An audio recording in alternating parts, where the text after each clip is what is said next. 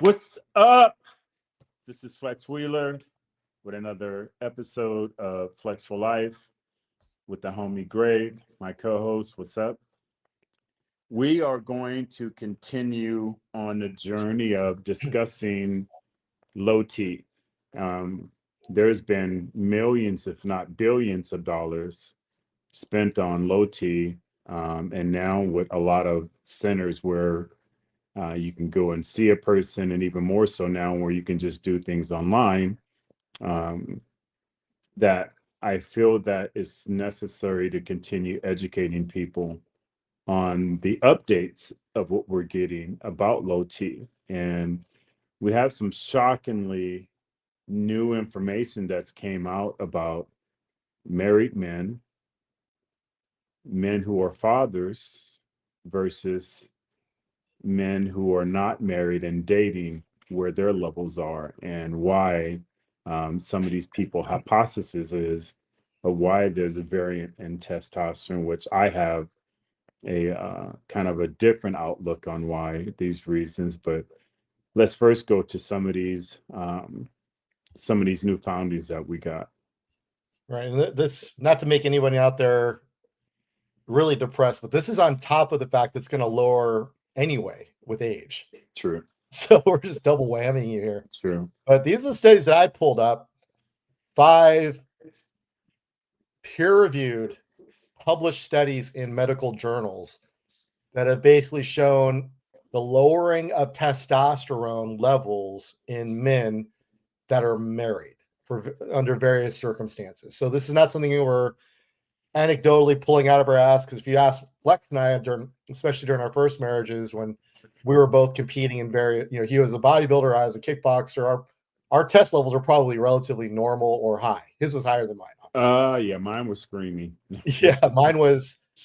If you ever have a pro athlete out there tell you they aren't taking something, then they're lying to you. I'm not trying to throw anybody under the bus, but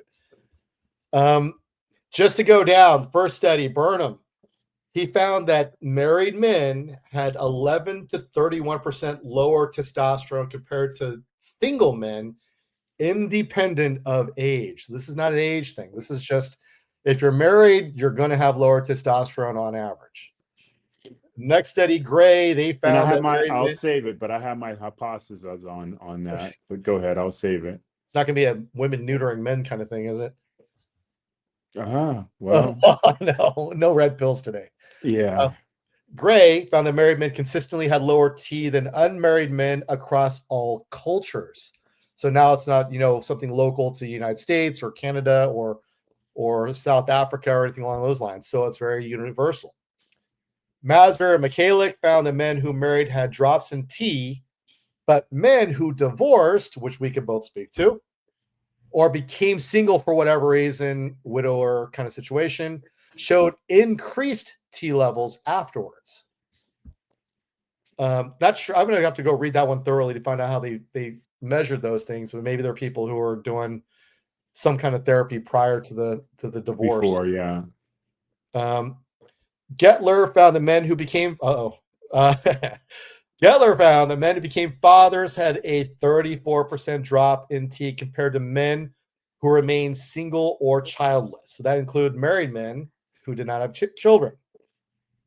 Fathers, and furthermore, fathers most involved in childcare had the largest declines. That's not good for me, because I am the stay-at-home dad. Mm-hmm. And finally, this is a good one for everybody. Which that doesn't apply to you. You're different. But anyway, Yeah. We'll leave that out. Yeah, because of Prime Mode MD. Finally, Van Anders and Goldie, so 2 separate studies, found that a correlation with sex. Married men who weren't getting any had lower T than men who were. The good news, men who have sex with their wives frequently maintain higher testosterone levels. Now, if we're going to put this into numbers, oh boy, here he is. Baseline differences are modest but biologically meaningful, they wrote. Married men typically had drops of anywhere from 50 to 120 nanograms per deciliter based on these studies. Now, that might not seem like a lot, but if you're sitting at a normal range of 500 to 600, now you're in the low 400s, or sorry, the high 300s to high 400s, which is at the lower end. And that's not taken into account if you had kids, because then you have further drop. And then you get older, that's going to drop even more. Yeah. Anybody depressed out there yet? Put that in the comments if you're depressed yet. We got answers. Yeah.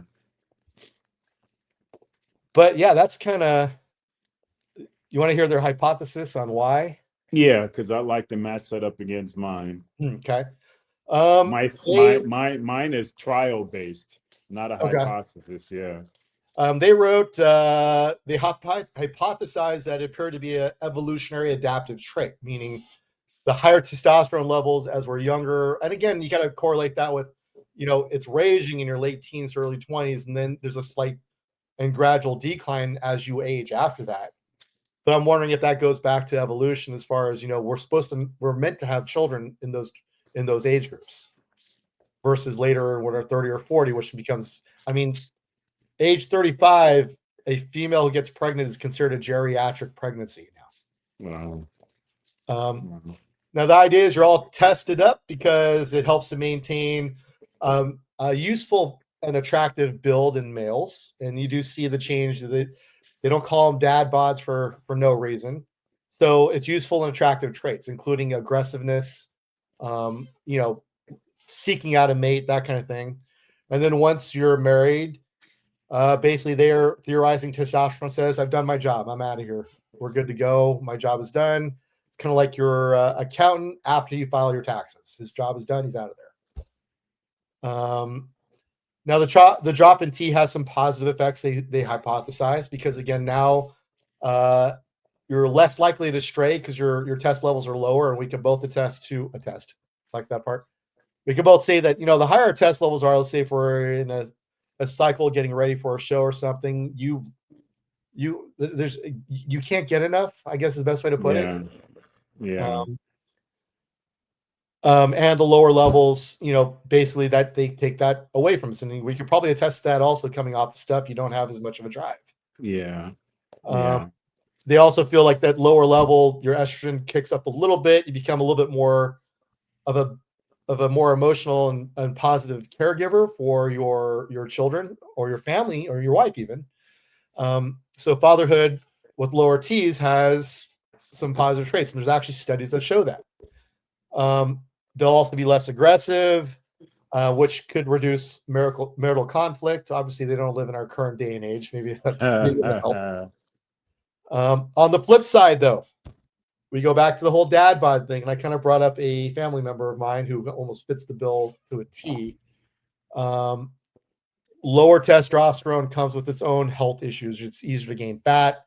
Muscle starts to melt away. It's harder to keep it and gain any.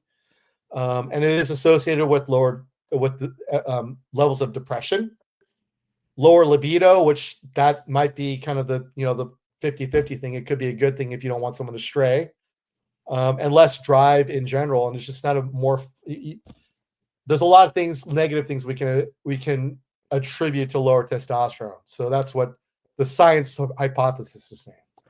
So my thing is that bark loud? I didn't even hear it. Oh wow! Oh, great speakers. A little bit now. Okay. Well, it was really loud here. So my not only hypothesis but my facts, and that is, so as far as being married, I think they come away with a lower testosterone is because there's this myth out there, and I guess it's true for some marriages, that when you get married, you're not as active as you were when you were dating. Hence, there's a lot of jokes about guys not getting anymore when they get married, and why that is. So that makes sense. The other part, where your testosterone low is because you have kids and you want to be more compassionate, that makes sense also. But on the flip side, and also having after having kids, your testosterone drops. None of those fit my bill at all in life. I mean, you know, how could I do this without putting anybody out there? So yeah, my marriages, my wives have never not been as active as they were when we were dating. So that doesn't that doesn't correlate with me. My two wives that I've had children with, um, never not being as active as they were when we were married and single. That doesn't work. The part that I think is actually true is a lower testosterone level enables you to have more control over your eyes wandering. Hence, when I was like in the brunt of my competing, my testosterone was yeah, I don't even want to say the number. It's not public knowledge. I think I have said it a few times, so yeah, I'll go ahead and say it. So my testosterone was over 2,500, and I just could not be satisfied. I just, my wife at the time never said no, and I just could not be satisfied. So that makes sense that your testosterone drops. As far as like um your testosterone increases when you go through a divorce or you're not together anymore, yeah, because you most men understand that being back on the market, you have to look a certain way. And you're probably more active as far as going out or working out because you don't have anything else to go back home to. Mm-hmm. Hence, I think your testosterone level goes up. And also with single men, I always heard this theory, and now they're backing it up. The more active you are sexually, the higher your testosterone level goes. I always heard that throughout my career, and now they're kind of backing that up. So the interesting thing about this is a sliding rule. It doesn't apply to everyone. You Nope. have some women who are hyperactive no matter what. You have some that's not. You have some men that are, and I know a lot of men who are natural, who have a incredibly healthy sex life, and they have kids. Um, so it doesn't rule for everyone, but like you said, what's scary is naturally our testosterone level drops anyway. So imagine if you fall into one of those pits where your level actually do drop because of you're married, or you're not that active anymore because you're married, or because you've had kids and want to be more compassionate. I would almost argue though, the part where your testosterone level drops because you had kids, Mm-hmm. in my mind, in my mentality, I need to up my game because now I got to be a better protector. And especially in nowadays, it's like um I forgot who it was, but it was this criminal, and he was a child molester, and he said, when you're looking at families, what makes you choose a child or not? And he goes, the father. Hmm. If I see that the father is intimidating, I won't pick that family. I'll pick a family that the father's less intimidating. So you have a lot of men, a lot of men that I know, they're more active, they're more healthier, they're more aware, they train with disciplines, or if not weapons, because they understand I need to protect my child. So that psyche don't really work for me, because that's 100% my thought is I need to protect my child. Not only that, I need to protect my wife and my household and my family. So, I guess again, that doesn't apply for everyone, but what's your input on that? Yeah, I mean, I think that the pushback I give you there is that we surround ourselves with like minds. So we're going to be around similar minded people. Whereas I might not look at it that way because most of the time I don't have to worry about protecting my wife. And most of the time I don't have to worry about protecting any of my daughters. It's more like you need to worry about the guy that tries to do anything to them because he's just in trouble. Um, Yeah. but no, I mean, that's probably why there was such a big spread 11 to 31% drop for married men, because 11% independent of age. Now we're looking at anywhere from 25 to 50. That's not too bad considering it's going to drop regular anyway. Yeah. Up to 1% per year. So, but Yeah. 30% for a 30-year-old, that's not good in any realm. Yeah. But yeah, I think there's some societal issues there also, because you and I are lucky that it's our job to stay in relatively good shape to a certain extent, right? We work out. That's part of our profession.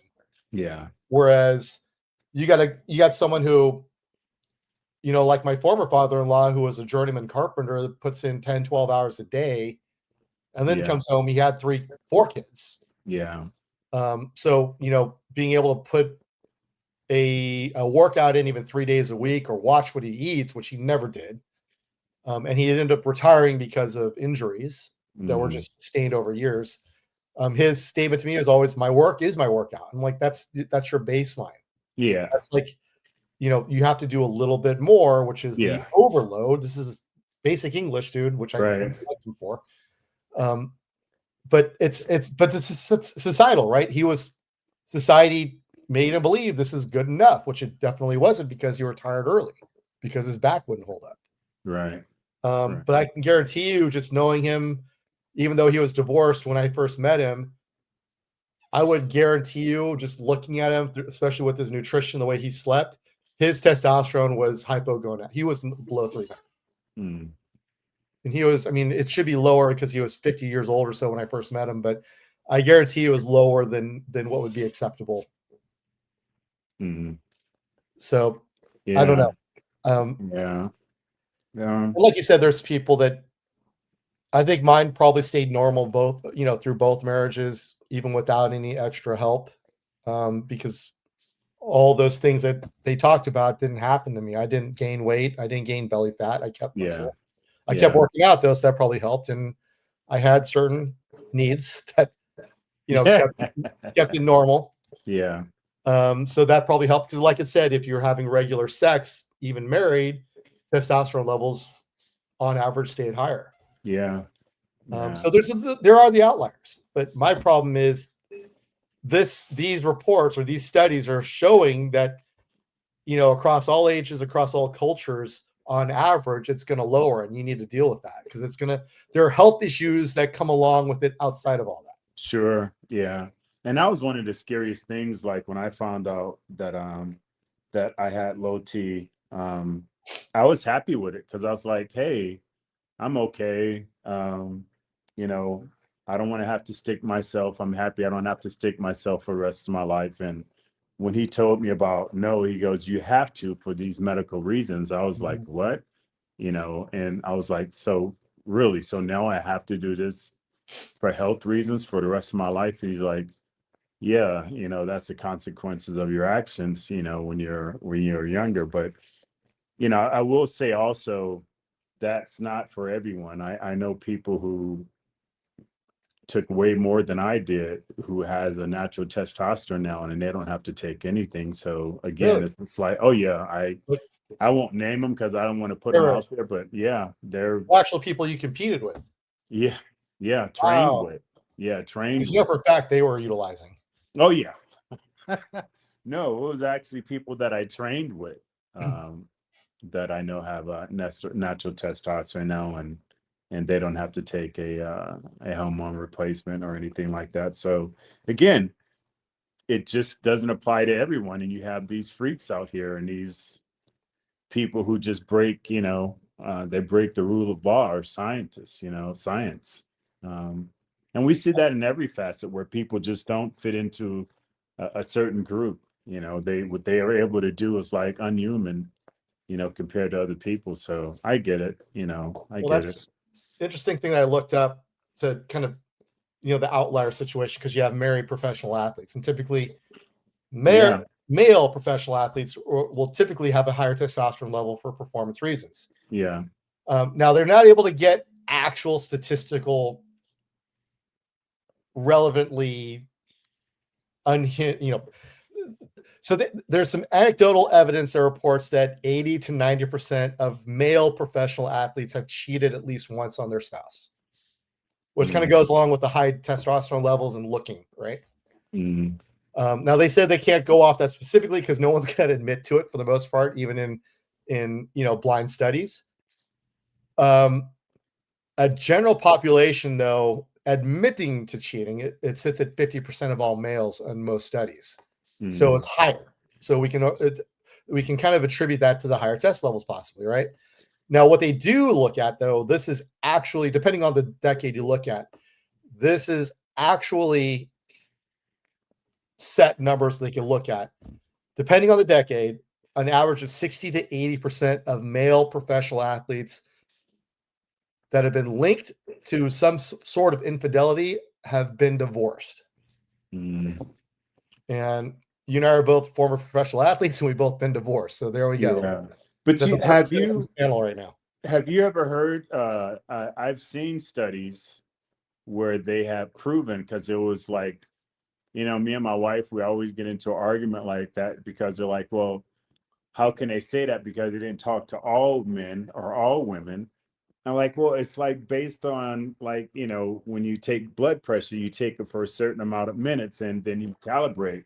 So, but I've seen studies where it's shown that women cheat more in marriages than men, and they don't get caught at it, because of, that damsel in distress situation.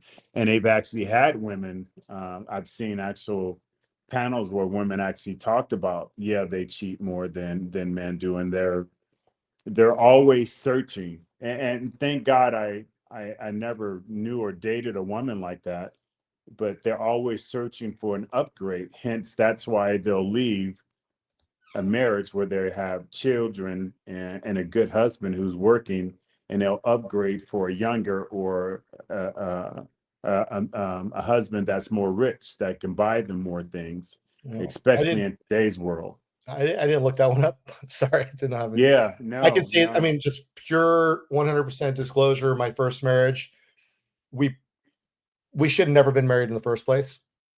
And when three of your best friends give you lame excuses to not go to the wedding, it probably should have been a sign. Wow. I never cheated on her, never came close, never thought about it, actually, because I was too damn tired and working too many jobs and training.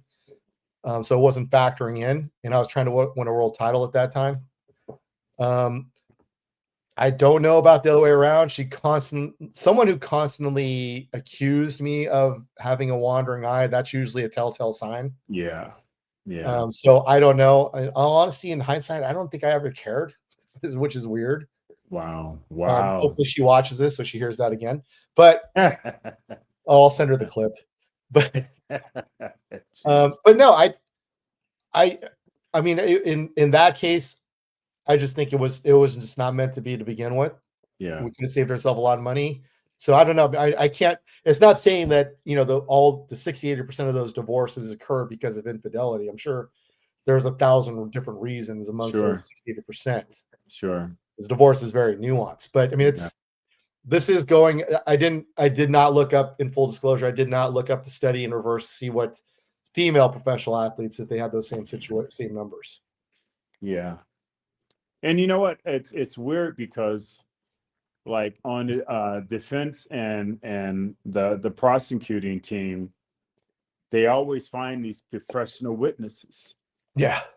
So it's almost like if you're searching for a certain outcome, you'll put together people who help you get there. And I've always found that really weird in watching courts, and you'll have a professional officer who will say this, and then you'll have another professional officer who will counter this, and both of them have X amount of years of study and training and this, that, and other. I'm like, how is that? Well, it's interesting. It's, I mean, everybody has their preferences, I guess. I mean, I always point out to kids when they start working out, because they think the bigger muscles they get, the more girls they're going to get. So I'm talking guys 18 to 20.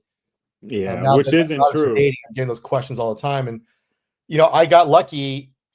My wife now likes that look versus my ex-wife. She liked the more leaner look when I was 140 pounds. Hmm. and she would not have dated me, she said, if I would have been this big back then as a bodybuilder. Exactly. Which hints to my answer. That's not true. Guys thinking if you get muscles, more girls gonna like you. You Well, know, some might. they're yeah. Well, it's but they're thinking girls are gonna like you in general. Girls are Yeah. gonna like you. I mean, I met women that say that they like the guy because of their hands, the texture of their hands, or because of their smile, or even more so because of their sense of humor and ability to make them laugh. So they completely took out the physical part of it and just how that man made them feel. And I still feel that a real woman, not a woman with quote unquote men mentalities, right? A real woman, no, man, you're not going to be able to entice her with money or cars or anything like that because they have a higher value of themselves, and it's strictly going to be on the way that you make them feel, the way you make them feel protective, and all those things are going to come into play, and the physicality don't have anything to do with that, and I find that more in Europe. Yeah. A lot in Europe because I'll see these women and I'll be like, how did that guy get that catch?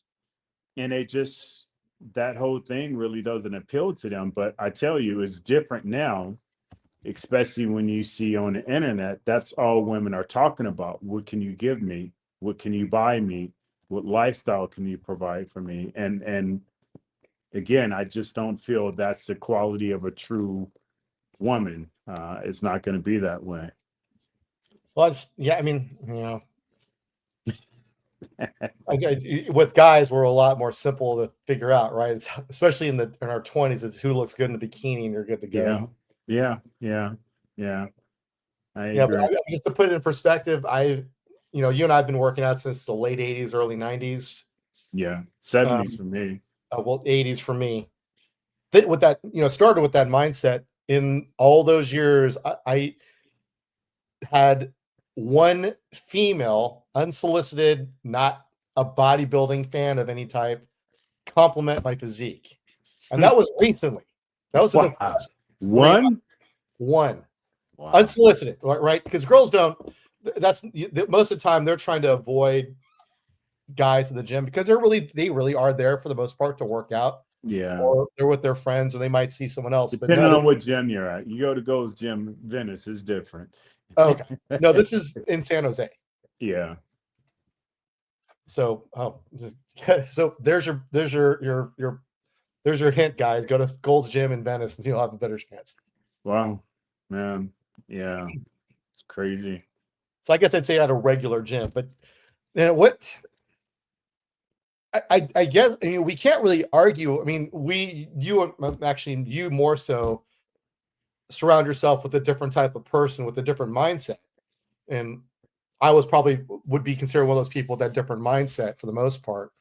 But we do know, you just walk around, you don't see that the study makes sense, right? These studies hold a lot of truth because you see more of the other type, even in my family. And I hate to throw my two brothers under the bus, but one is single, but he has an adult child, but I think he's reserved himself at this point. He's almost 50 to the point where it's, maybe his time has passed. He's had girlfriends and everything else. The other one has a son. He's in a loveless marriage. I can straight up throw it out there, to a succubus demon of a female species who is just suck the life out of him. Gosh. And he is the epitome. He is the textbook definition of these studies. He was, coming out of high school, he never really had a whole lot of drive. He was a very smart guy, intelligent guy. Not really a whole lot of drive, but I was constantly being told by people at his school and everything else how great of a soccer player he was, and he can go to the next level and play college level soccer and everything else, and just never did it because no drive. So he was an athlete. He looked like an athlete back then. He had those soccer player legs. You know exactly what I'm talking about, Yeah, right? I do. Yeah. No upper body, but Yeah. legs like a freaking bodybuilder. Yeah. now he looks exactly like what you would picture if you read these reports. Wow. My family is just the opposite. I mean, Oh yeah. Pops, Pops, yeah, man. Pops, Well, even Rob, yeah. My brother Robert, yeah. he's older than I am, right? He's mid Yeah, 50s. Robert is. I think he just told me he was 50, 54. I just talked to him. Okay, yeah, he's a little bit older 54. than me, but you wouldn't know it if you looked at him, No, especially at the no. gym. He's just I, working I out. I constantly tell him how much I hate him Yeah, because of how young he looks and still how great he looks. He hasn't even worked out in a long time, and he sent me this picture. Um, and he's like, "Man, do you think I can go and compete again?" And I'm like, let me see what you look like. And he sent me this picture. I'm like, "How long you been training?" He goes, "I haven't trained in a year." I was just like, want to hang up on him, like, dude, you suck, man. You liar. just suck. Well, But I know for a fact at the Masters level, he can definitely compete, and he would be competitive. that's what he was talking about. Oh, Just absolutely. not Was he, compete. I is he mean, nuts? yeah, no, I don't know. He just always wanted to compete in the open.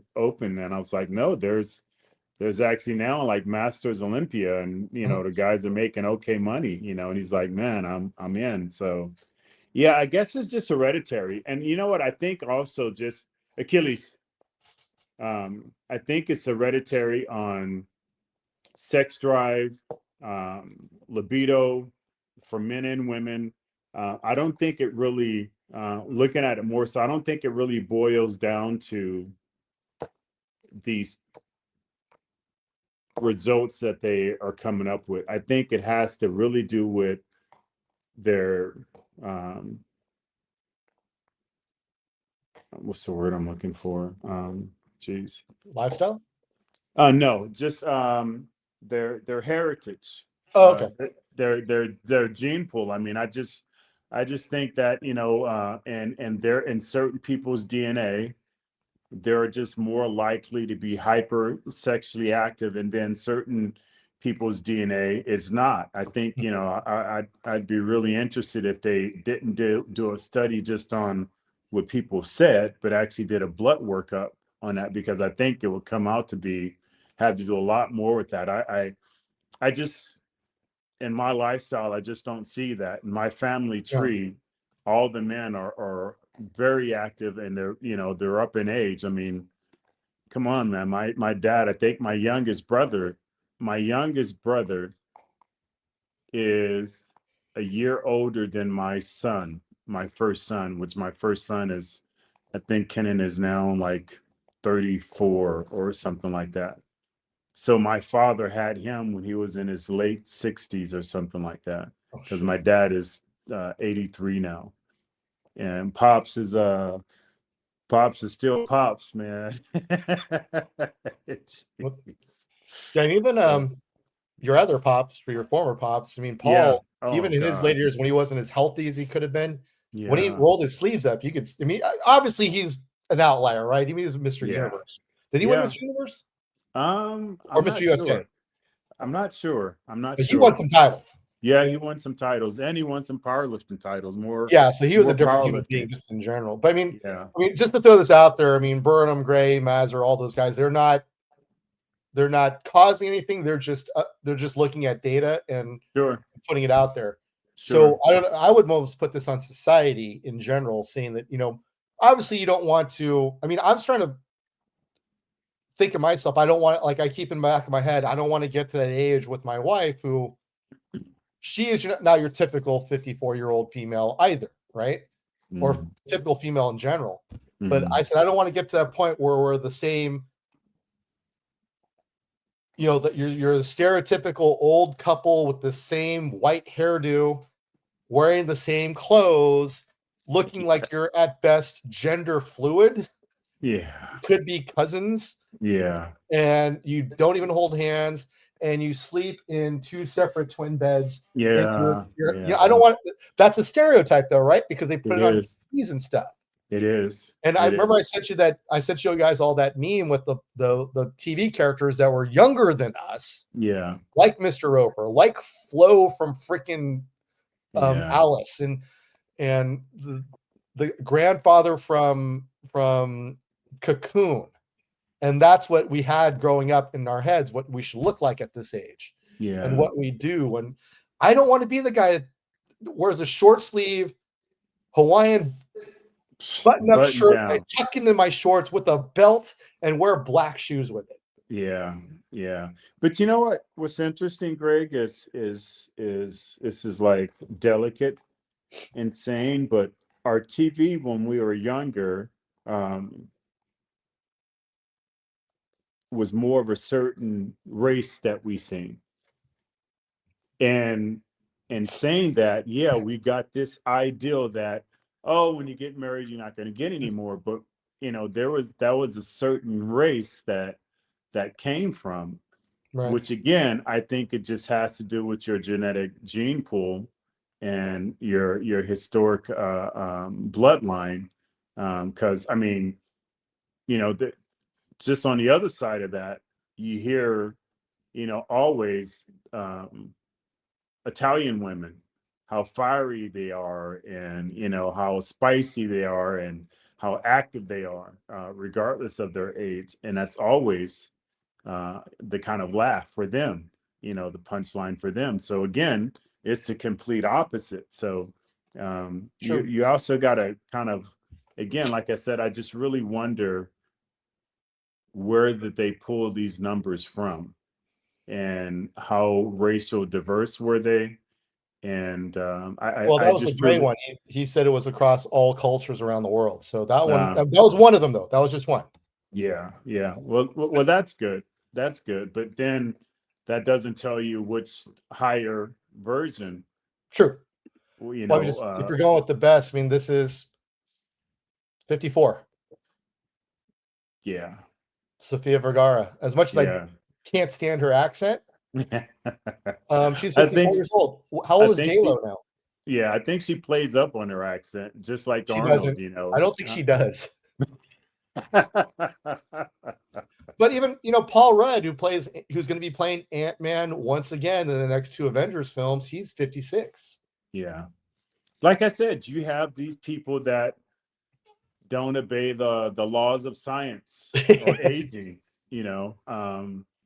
Again, I could show you a picture of my dad. He's 83. I mean, my dad was one of my high school football coaches, and they literally thought he was in high school, and girls would always ask me, introduce me to your older brother.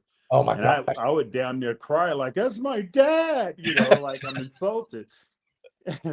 But you just have certain people that they just break the laws of science, just like in sports, certain people can just jump through the roof. I remember there was a study done on MMA guys, their lactic acid, as they're trying Oh, to put a person to sleep. And then Randy Couture is in that study, that showed that he had lesser lactic acid buildup that while he was could Fight squeeze. Science. Yes. Yeah, that was a great show, Wasn't it, man? And it was so interesting, the information they gave us. And they had, like, at that time they had the highest technology equipment to find those things out. Yep. Hence, you had certain people that just broke the laws of science, Right. and I just think there's Yeah, and people like Randy that was not all the around the pure world. BJJ guy either. And I remember he was able to hold that rear naked choke for so Yes. long, Yes. and they were like, "This is not possible." Yeah. And his lactic acid, it didn't build up like everybody else's. But I mean, let's make it more blunt. You have certain people who are just like 7, 8 foot. That's not normal. No. They come from a different gene pool. You have guys who have irregularly large feet. You have people who just break that gene pool, and I think there's more of them out there than there's not.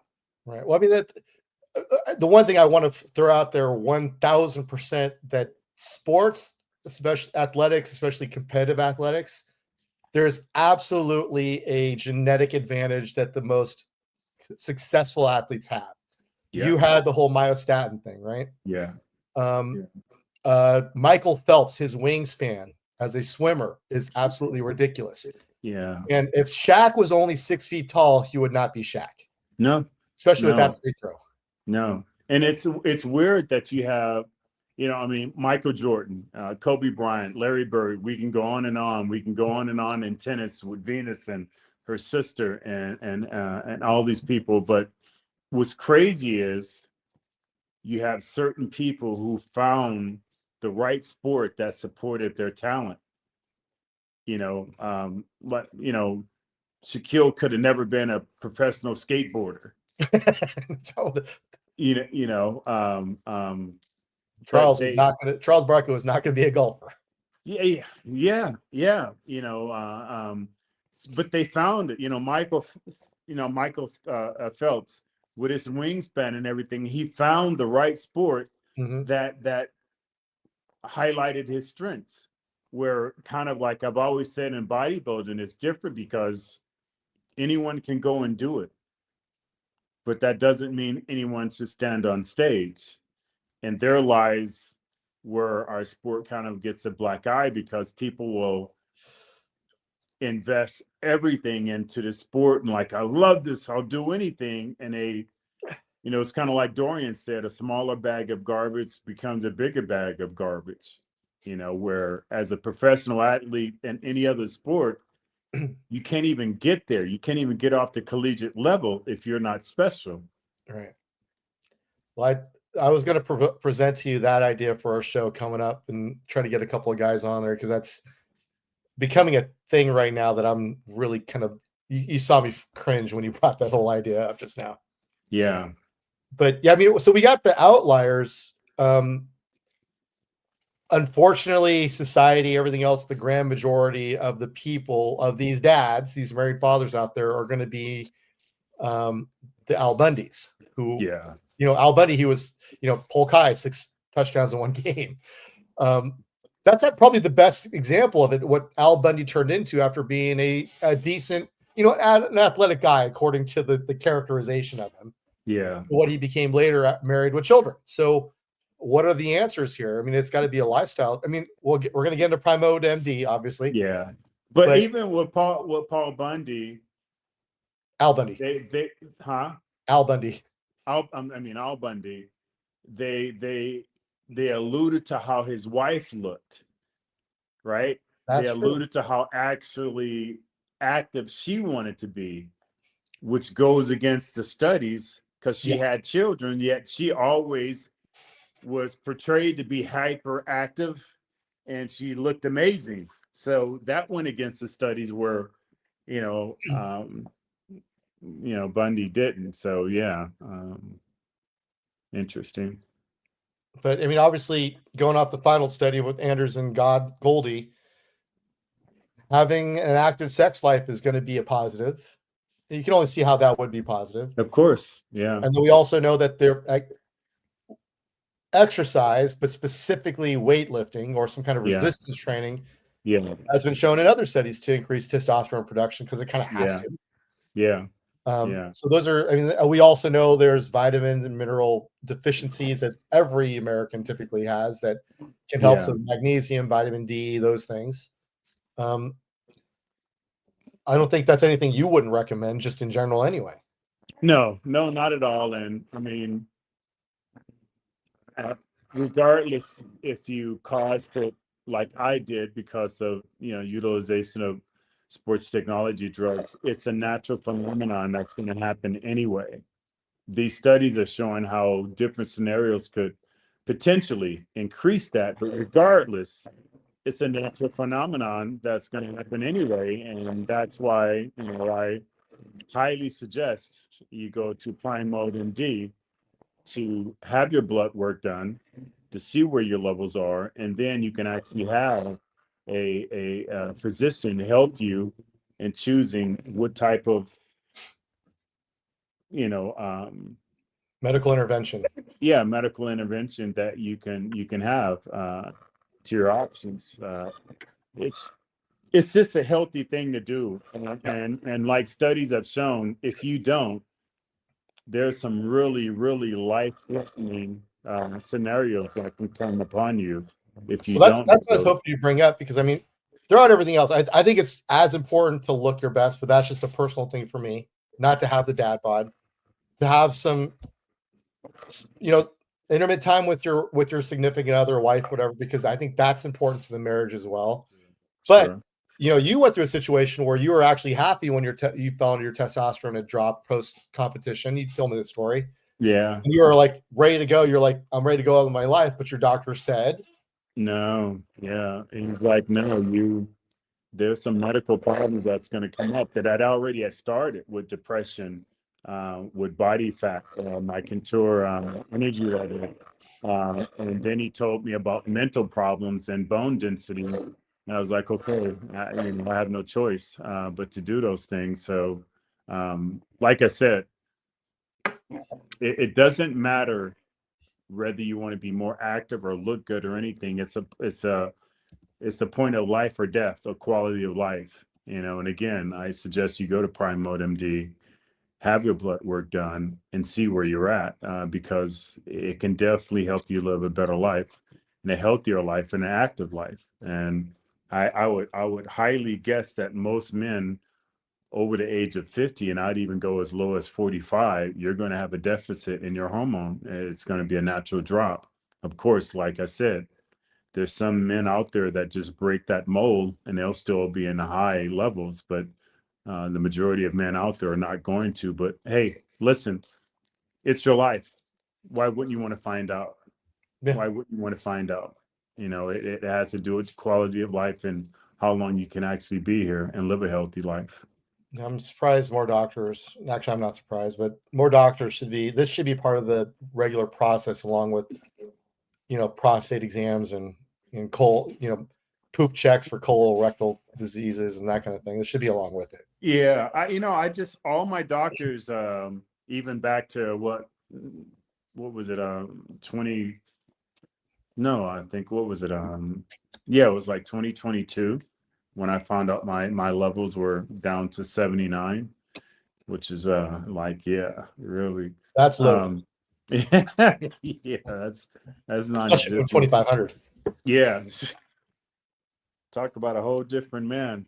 Yeah, but back then he was active and told me that I had to go on hormone replacement. And this is before the clinics and all of that stuff. So I'm really fortunate that I've had doctors who were very keen on that. And even still now, Mhm. with my health problems, they're very much aware of my utilization of hormone replacement, and they stay on top of those things. So I think, more doctors need to be, but I'm really blessed that mine were. I mean, we go how many years was that? Over 20, almost 15 years?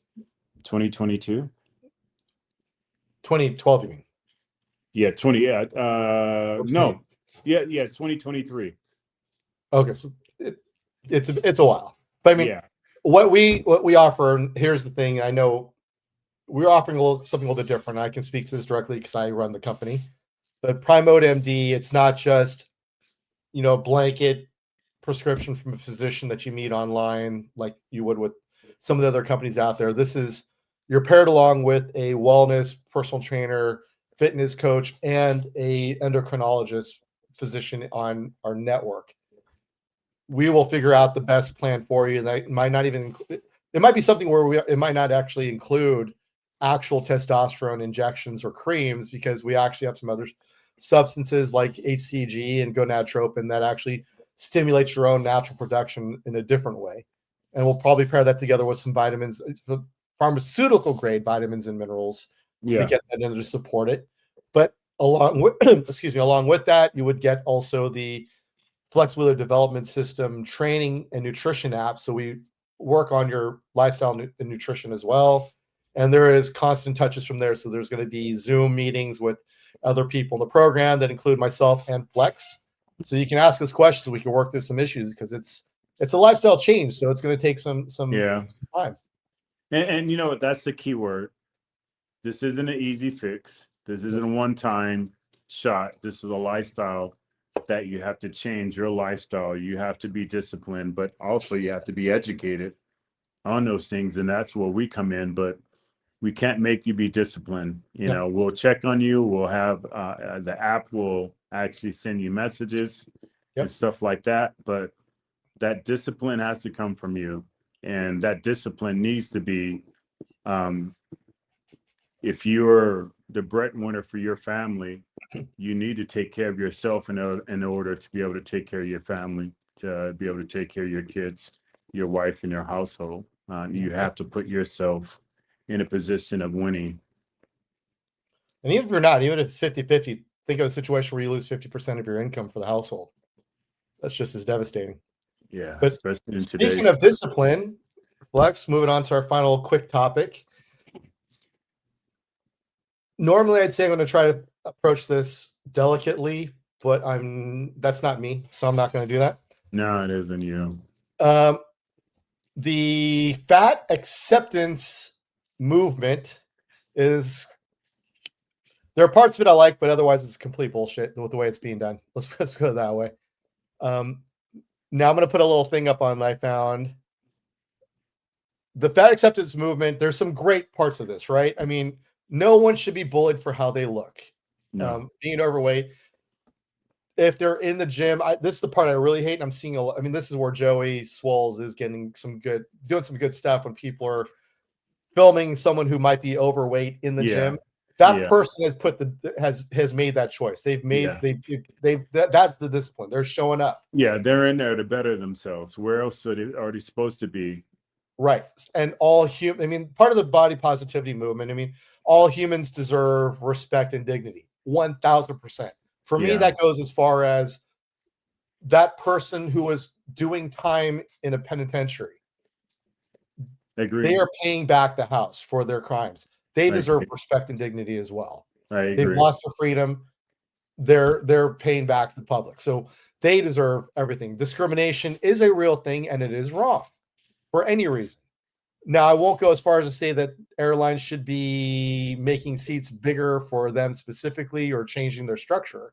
That's a different situation, but they should not be discriminated against for it. You know, that part I agree with. But the body positivity movement has gone as far as to say fat does not equal unhealthy, and diets don't work. And the obesity crisis, and this is all written on there, is funded by diet companies. I don't even know what a diet company is. Or actually maybe like Jenny Craig or something like that. I would think so. So, I mean, but it's okay, whatever. You're eating less. So I don't see how they're making more money doing that. And I do agree with the other parts. You know, you should have some self-esteem. Don't beat yourself up over it. For someone, you know, you've dealt with some mental health issues in the past, and that has a profound physical effect. It's something that you can work around or should work around. Agree. Body love, I think you should love who you are, but there's nothing wrong in wanting to do better or be better. Freedom, all that kind of stuff, whatever. But the part that I don't like is that they've actually gone to the point where if you've left the club or if you're that girl or guy that's starting to go to the gym, they are shunning you at that point because they feel like you're no longer accepting who you are, overweight person. And to say that being overweight is not unhealthy is not. It's not true. It's misleading. It's not even misleading. It's wrong. Yeah. I mean, you could survive. There's medical intervention that can make sure you don't die. I mean, we see it all the time on My 600-Pound Life when they're bedridden with oxygen on and people bringing food to them. They are alive, but they're not living, in my mind. Yeah, and they're not healthy. You know, it also doesn't mean that you're not healthy. I'm trying to think of the one great martial artist. He was really kind of chubby. Sammo Hung? Yeah. So obviously he breaks the mold. He was always a little bit chubby, very, very active, an incredible martial artist, and incredible. I think he actually helped with, I forgot, one TV sitcom with doing the fight scenes and everything. But on the other side of that, I was just watching a special last night on YouTube where it was a doctor who specializes in fasting. and he was saying when a person walks into their office and they have, visceral body fat, not in their face, not in their neck or anything else, just around their stomach, he automatically knows that they have visceral fat around their heart. And there's actually studies that he showed that. So that's not even what you would call an obese person. That's what I call a skinny fat person. Yeah. They're skinny everywhere, but they're fat around the stomach. Kind of something that I'm dealing with right now. I'm throwing myself out there, um, but he said, and that really caught my attention also, because watching, I was like, wow, I got a little belly fat. I'm up in age. I've had a lot of health problems. How healthy is my heart? And that really put me on a different level. Like, man, I really need to kick myself in the butt and get back in gear and get disciplined. But for him just to say that, if they walk into my office and they have, belly fat, a belly bulge, it automatically lets them know that they have visceral fat around their heart. And so you go to a person who's actually obese, where I agree, um, you should love yourself no matter what you look like. You should not be put down by the way you look. I hate it when I see videos of people making fun of another person, whether they're elderly or out of shape or fat, that they're in the gym. Okay, you make more fun of them if they were sitting at home, watching TV, so they can't win. And also it just shows that you're a very lower caliber person. You're not happy in yourself because you got to make yourself feel better about making fun of somebody else. But no, man, being obese or being overweight does not equal to being a healthy person. There's limitations to that. And even I would even say not just being fat, being overweight. So when I was 298, I was still, I think, under 4% body fat, but I couldn't get around. I couldn't walk upstairs, without being out of breath. And I was an elite athlete. I was overweight Yep. for my skeletal structure. Yep. So you got to even take that into account, even though most athletes are over that weight limit that, they have, which is very inaccurate. But you have to also take a look at that. That means also that your skeletal structure wasn't meant to handle that type of mass, and there will be consequences later on in life. Especially as a pro athlete, you are going to pay in some type of way later on in life for using your body to make money off of it, and that's whether you're natural or not. Just that abuse that you're going to go through, you are going to have to pay the piper in some way. Yeah, and the one I think the one differentiation I make is between athletic and being overweight and healthy and being overweight.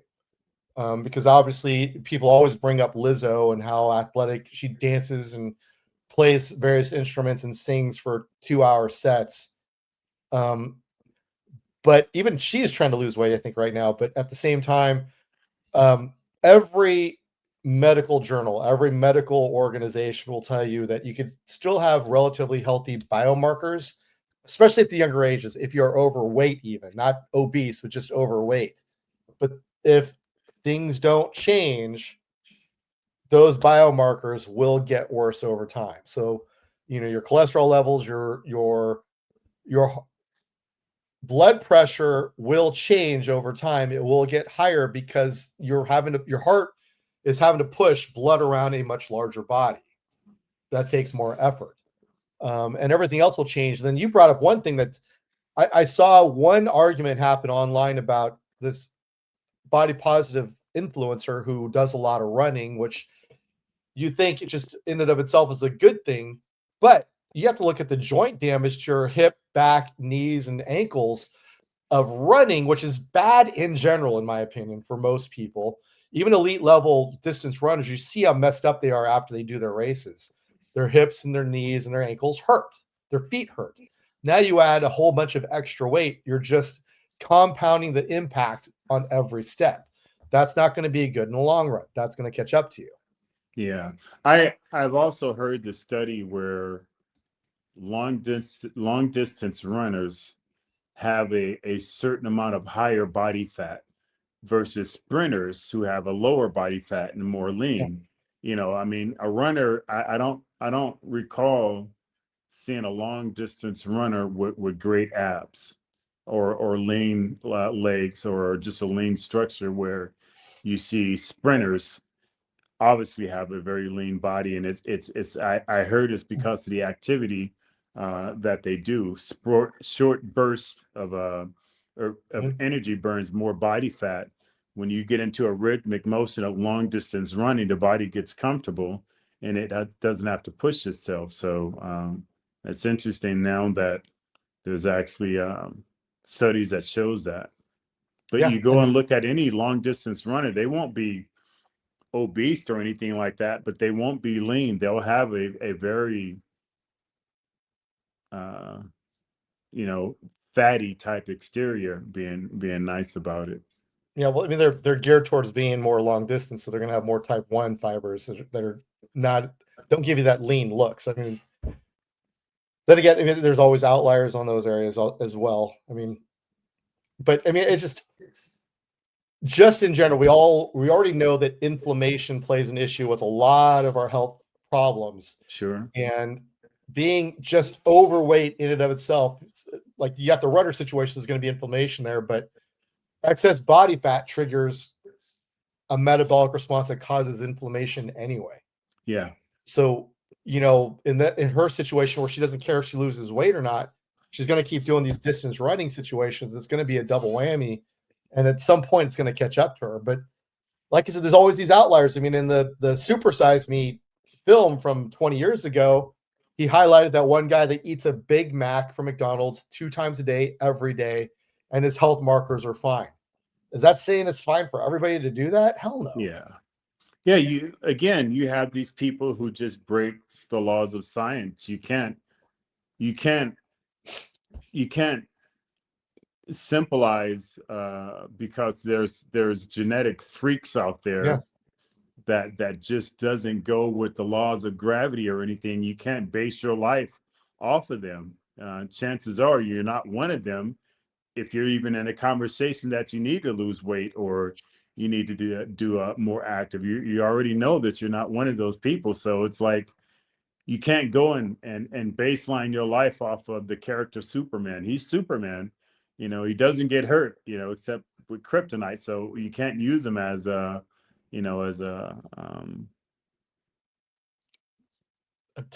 A comparison. I can't. Yeah, there you go. Thank you. Yeah, I mean, well, on top of it, for us comic book geeks out there, he's not even from Earth. He's not even human. So come on. Jeez.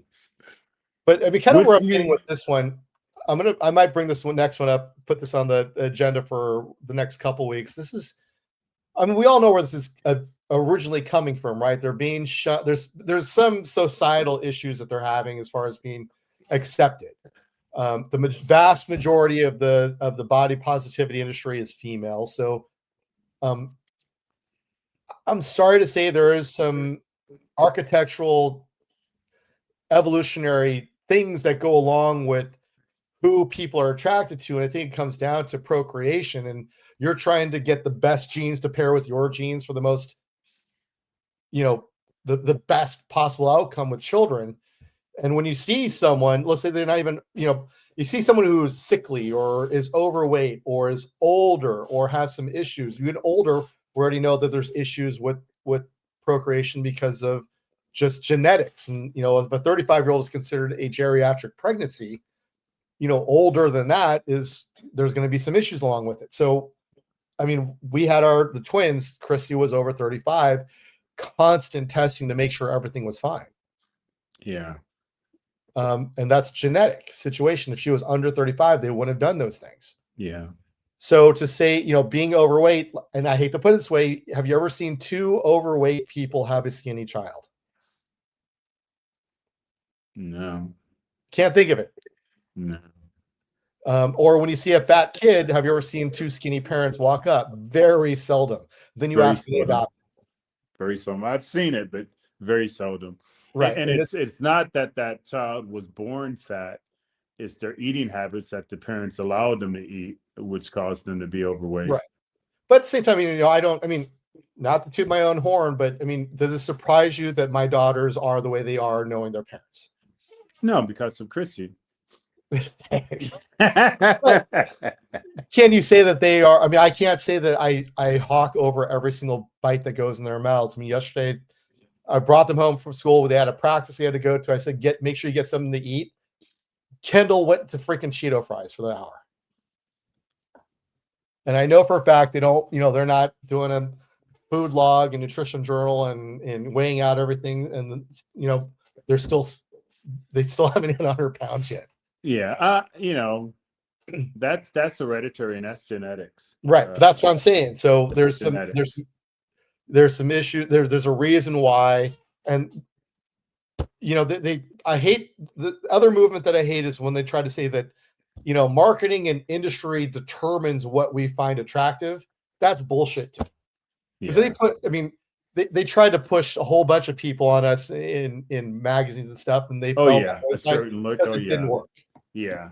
But to this day, you'll still look at Cindy Crawford 30 years later and say that is a beautiful woman. Yeah, the Vogue look and the magazines. Yeah, that was very unhealthy. Later on, we find out that those women mostly were anorexic and caused themselves to puke and didn't eat and all that stuff. So yeah, I mean, society have pushed a certain look on us, but me personally, I think, well, at least my lifestyle, it was a certain look, and then also it was weird because I also not looked at the person that I was attracted to. I looked at their parents because I knew chances are that they would become their parent later on. So it's a lot of things that we take into. It's a good thing I didn't do that. Well, what is Chrissy's parents not in great shape? No. Well, really? I never met her dad because her dad passed away a long time ago.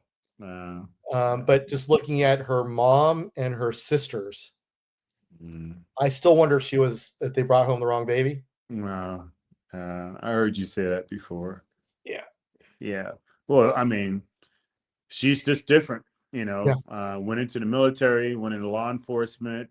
Competed as an amateur, turned pro and competed, and still she trains now to this day. So she's just different. So that's not to say, Greg, that maybe if she didn't train or just got lazy, that she wouldn't become her mother. Oh, I tell her that I use that as a warning. So it's just that she's taken a life of being, very active, but that still could have been the outline if she just wasn't, a naturally active person. Right. She could be like her mother and her sister. And it's, I won't say the names, you might, but there's certain pro athletes that we talked about, like, wow, if they just let it go, they would be massive. I mean, they're beautiful, very curvy, very athletic, just very voluptuous. But man, you could tell if they just gave it up, oh God, they'd be massive. Doing these podcasts with some other people, I've done with, just even some former Olympia winners. I mean, Ronnie looks great for all the shit that he's gone through. He's just another outlier. Oh yeah. There's some guys you competed with, and we're not talking Chris or Kevin looks great also, actually. Oh yeah, bastard. Yeah, he's still. There's some other guys though that they look like they got some dad bods going on now. Yeah, and I've seen some fitness and figure Olympia some former winners that in hindsight, you never would have thought they were ever even an NPC level competitor. Yeah. And I mean, on that note, it's a double sword because you're so active, because you had a hourly schedule that you had to be a part of for so long. For me, over 30 something years, it can be where it drives you when you're retired, because you stay in that mode of you have to have like a horse. It has to have that carrot dangling, or else they'll be idled. Or it can work against you by saying, wow, man, I've done this so long. I just want to live. I just want to just be comfortable. I just want to eat what I want to eat. And I've been in both of those genres where, Yeah. yeah, I'm just now trying to come out of the genre. I mean, like my wife is always like, let's get some ice cream. I'm like, baby, no, we can't, you know. And it was a while where every night we had ice cream. It was like a ritual, a ritual. After we had dinner, we'd have ice cream. She'd cut bananas and blueberries up, and I'd sit there with a big bowl and just gorge it. I know your Baskin Robin order. Are you kidding me? I But still we know what got that smart. We baseball. I started, still know what baseball net is. yeah. It's one of my favorite ice creams, man. That goes way back, jeez. But I literally had to tell myself stop because of the way I started to look, and I like, even still now, you know, she'll like want, you know, let's eat this, and I'm like, babe, I can't, you know, I'm like, I can't do that. So now that part of me that's active is kicking in, saying, hey, dude, you know, you're going too far. Get back in shape, where some people just don't have that. But it can go either way, man. I mean, Yeah. look at Kevin, bastard, still leading the charge, you know, 60, what, 61 or 62 years old. Oh, is he Still older than you? lead, yeah, still leading the charge. Yeah, he's older than me, you know. Ronnie, look what everything he's been through, but he's still freaking lean, man. Yeah. Still vascular and still muscular and everything. And then, you know, I mean, you got Dexter, you know, who looks great shape, but from him, I keep telling him, you haven't been retired long enough. You know, you're able to, you're still running off of the competitive body. It hasn't all went away. But I won't say some names of some other good friends of mine that are like, you know, when we're around each other, Dexter a joke outright publicly, and I'm like, dude, that's like, wow, that's, you know, that's a little bold, but he'll joke about the person being overweight just publicly, you know, in private I will. But yeah, there's some people who just like fell off the ladder, and you can tell Yeah. that that has always been a part of their gene, that they just kept, you know, from being dominant because they're active and they're on a great diet, Well, you know. I think the biggest thing for successful pro athletes is right in there. That's their biggest muscle. 100%, 100%. But I mean, it's another one. Another outlier is Danny Hester. That guy's another Oh, kid. dude, I He just pissed seen him the freaking other day, and I just like, abs still showing through his shirt. he still wears freaking like freaking band-aids for shirts, man. I mean, you know, he still wears condoms for shirts and everything. And we had actually went to a gym, and we had met, and it's like, hey, what are you doing? Let's train together. And while we were walking around, everybody who's seen was like, man, you're a bastard, man. I hate you. Look at the way you look. He's like, oh, it's because I'm small and it doesn't take much. I'm like, stop it, dude. Stop it, dude. And Just he's stop up it. there too. Is he 60 yet? No, Danny is younger than us. So I think Danny like be in his early 50s, maybe early 50s. But yeah, the dude still is very muscular, still very shapely. Like I said, where condom shirts was mean, he has no body fat around his abs or lower back or anything like that. And you know, it's inspirational when I see people like that. It's like, dude, get back on your horse. Yeah. You know, but Danny just never comes off his horse. Yeah. He completely always trains. He always eats rarely decent. He's super active. He does Well, like again, it's all here. professional. Yeah, he does professional protection work now. Oh, does So he? he's certified to do high level protection work. Like at the F1, he had certain people that he was protecting. What's the Hilton? Paris Hilton was one of his clients. So he's at that level now. Still works out, still moves around, still fights, still grapples, still works out, still goes to the gym. He just hasn't let off that gas, and that's the outcome of that. You know, Ronnie, other than his surgeries, he's never let off the gas. You know, he's always trained in the gym. He loves it. I even remember post hip replacements he was doing leg presses still. But Yeah. I think the biggest thing for us though is again just going back to the actual topic.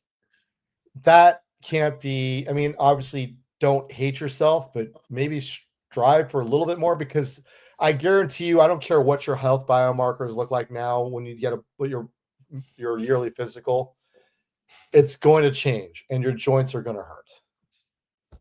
Yeah. And actually, No, we can help with Primode MD can help with this also. 100%. Yeah, that I find it hard to believe that that actual picture, if that was a person, that they would have healthy markers. I'd find that hard to believe. Well, in the medical industry, in the medical industry, they go at healthy markers as far as not in the red zone to where you're going to die tomorrow. It's pretty So wild. acceptable. Yeah, yeah, it's pretty wide range. Yeah. Well, you've heard it. Us go back and forth. Hopefully, it was informational for you. Again, it is never my intention to ever put anyone down or make anyone feel bad. I don't think it's Greg either. He just Not for has a my different. sister-in-law. Yeah, he just yeah, he will put some people on blast. But anyway, that's another episode of Flex for Life. Please like, subscribe, click that notification bell. We'd love to hear your comments. That's it. We'll see you next time.